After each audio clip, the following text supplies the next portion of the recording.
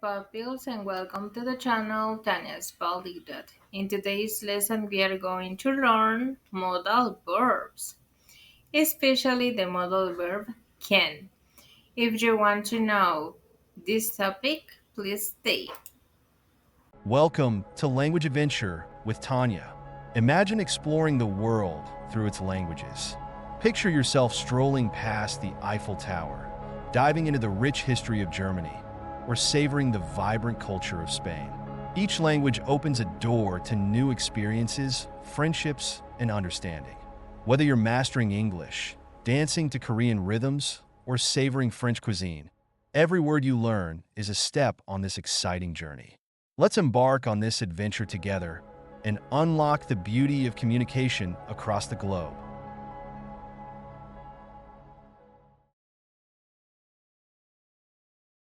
So you must be wondering what is a modal verb, and the answer is simple.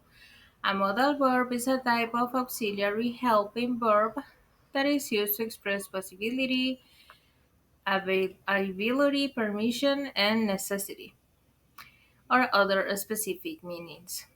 Modal verbs are always followed by the base form of the main verb, without the preposition to. So now, guys, let's see some examples. And you must be wondering, but what is can? Do you know that this word can has two meanings? Because it's like the recipe where the cook is served, and also is a modal verb, and is the one that you will use when you want to express availability that you can do something. But let's see more examples. Can is a modal verb that we use to abilities to say what someone can or cannot do. For example, I can swim, right? She can play the guitar. Can I go to the bathroom? You can use my phone. Then we have possibilities to talk about what is possible. For example, you can find great food in this restaurant. Then we have requests to make polite requests. For example, can you help me please?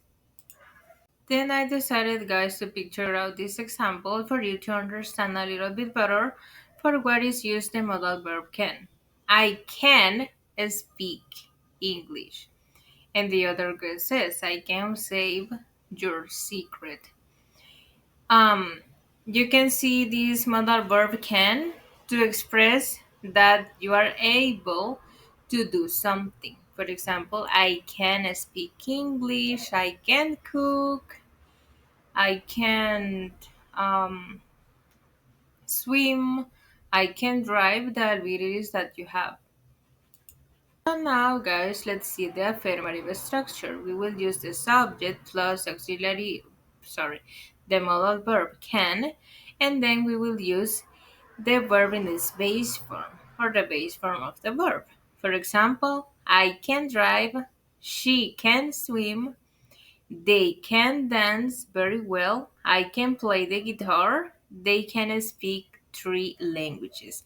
If you see here, it doesn't matter the subject. It could be I, you, he, she, it, and can will stay the same. It won't change like in other grammar structures. In this case, no. It doesn't matter the subject, you will always use the modal verb can and the base form or the verb in its base form to express that you can do something. Ability. So be careful in those details and you will speak English like a pro. Then we have here the negative. This expresses something that I can't do, I am not able to do. For example, we have the subject cannot and the contraction can't. It's more simplified, right? Is you say I can't. And then we have the base form of the verb plus the complement. I cannot drive a car. Or you could simply say I can drive a car. In both cases is correct. It's up to you if you want to use cannot or can't. He can't cook very well. We can't go to the party because we are busy. You can eat in this area. So, guys, if you see here, also it doesn't matter the subject, we will use cannot or can't, and in both cases is grammatically correct. So, be careful in those details. And if you ask me, I'd rather use can't with the contraction. But it's up to you. In both ways, it's correct to use it cannot or can't. But be careful with that pronunciation. Because if you hear can and can't, it sounds similar, but no, they have different meanings. So be careful and pay attention in the context, especially when you are speaking or asking things, right? Then we have here interrogative when you want to ask something. Um, as any other grammar structures, the auxiliary verb comes from the beginning, but in this case, the modal verb comes from the beginning too. Can, then the subject, then the base form of the verb, and then the complement. For example, can you help me with my homework? Can she run 5 kilometers? Can we visit the museum tomorrow? Can they fix the computer? And I decided, guys, to make these examples with the answer yes or not, for you to have more options and for you to see how to answer yes or not. Can you play the guitar? If someone asks you, right? Can you play the guitar? Can you play the piano? And you say, yes, I can play the guitar. Or no, I can't play the guitar. Or no, I cannot play the guitar. Then we have, can they come to the party tonight? And the answer here is negative. No, they can't come to the party. And if we're positive or yes, yes, they can come to the party. So be careful in those details, guys, and you won't miss mistakes. So now, guys, this is like a bonus tip. We have how modal verbs function. They modify the meaning of the main verb without modal. For example, she drives to school. If you see in this example, we aren't using any modal verb. But with modal verb, sounds like more accurately, she can drive to school. If you see here, this can adds ability to the sentence. They help form questions and negatives. Without the auxiliary verb do, does, and did.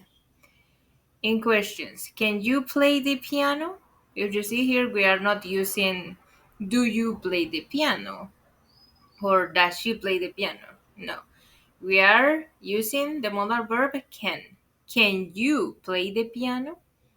Remember that always it will come from the beginning. Can and then the subject. In negative, she cannot play the piano or simply she can't play the piano.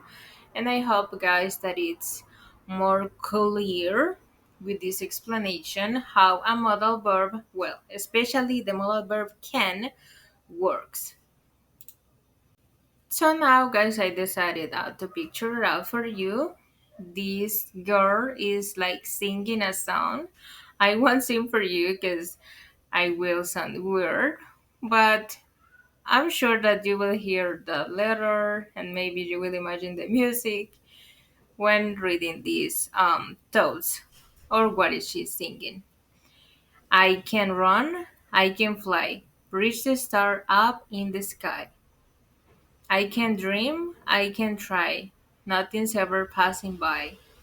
You can sing, you can dance, take a step, take a chance. Together we can do it all. Just take my hand and let's stand tall. It's a nice song, right? This girl is really talented. But I hope that you understand a little bit better. And if you see here in red, we have 1, 2, 3, 4, 5, 6, 7 modal verbs. She is singing, and in affirmative statements. I can run, I can fly, reach the stars, house in the sky. You can sing, you can dance, take a step, take a chance, and things like that. So be careful, guys, in those details. If you see here, she didn't sing any question and she wasn't like negative. That's why she only have affirmative sentences in her song.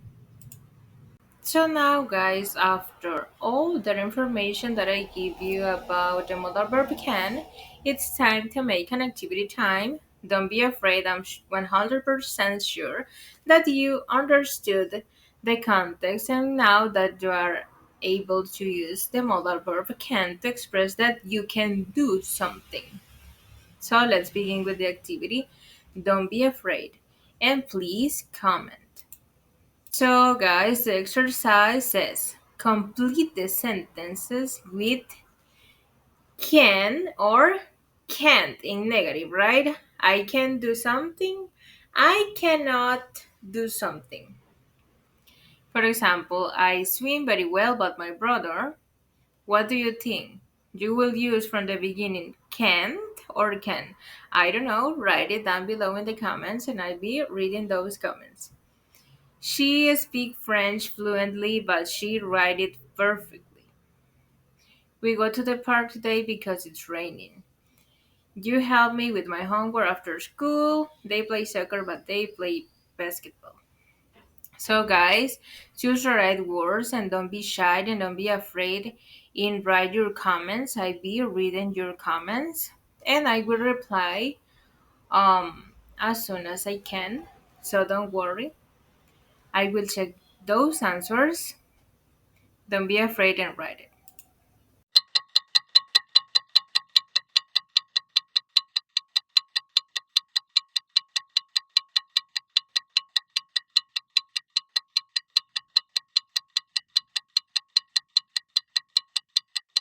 So thank you guys. Don't forget to give a like and hit the bell button and subscribe. Thank you to watch my videos. And if you have friends or classmates or your girlfriend or boyfriend, who knows, wants to improve their English skills, please share this video and ask them to subscribe to keep tuned in my content. So have a good one, guys. See you in the next lesson.